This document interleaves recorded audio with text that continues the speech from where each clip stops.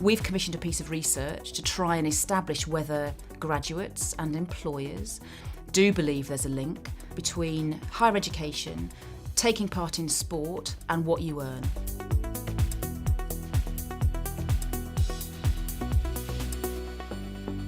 We've looked at this from a number of different perspectives, and we know that employers believe, and students agree with them, that actually taking part in sport at university builds skills that are useful for employability.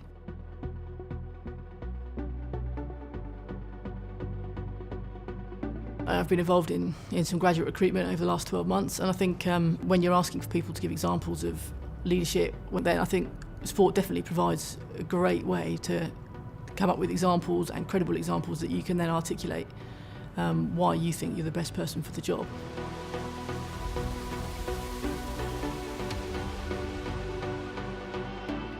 I present a programme called Football Focus, which is on every single Saturday. It's a programme that I grew up watching, and now to work on it feels like a real privilege, really. A lot of the skills I now deploy in the job that I do were developed while I was at university playing sport, but also covering it at the same time. If you can say, well, when I was at university, I organised all the travel, or I was there on every game, and I wrote look at all these reports that I wrote in the local paper, and that's why I'm the person that you want to employ, because I wanted to be part of that, and I made sure that I was, and I used my initiative to do it, and they say, you're the person we'd like to work for us. I'm a surgeon, I am an obstetrician specifically, and I spend most of my time delivering babies. 4 years ago I was selected by James Cracknell and Ben Fogle, quite well known guys in the sporting world, to take on a race across Antarctica. I couldn't have done it without sort of the discipline that I learned really doing sport at uni.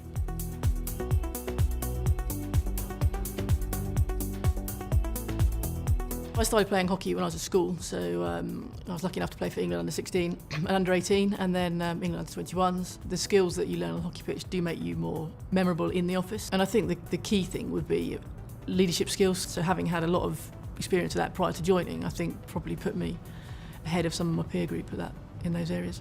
I'm managing probably maybe 12, 15 women in labour at a time, and what I have to do is not let things that go wrong affect me. I learned that from sport, there's no doubt about it. Delivering under pressure came from sport for me.